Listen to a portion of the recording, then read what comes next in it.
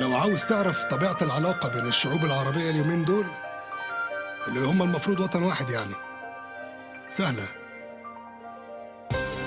جرب حط أي فيديو على اليوتيوب، أي فيديو، حط أي حاجة تافهة، يعني مثلا سلحفة بتاكل خس، هتلاقي بعد شوية أول كومنت: سبحان الله، سلحفاة تأكل خس.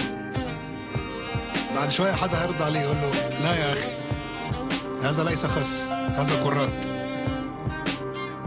فيرد عليه واحد بعد شوية يقول له: لا لا لا لا، ده جرجير.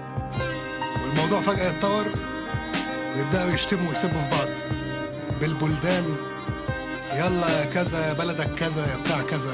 صوت في سكوت الليل بيناديني، حاجة توجع القلب يعني وتحزن. خلى دموع تفر من عيني. وشوية ويبدأوا شتيمة في الأديان، مسيحي ومسلم، كله يشتم في بعضه. فجأة تحس إن استحالة الناس دي تتحد في يوم من الأيام.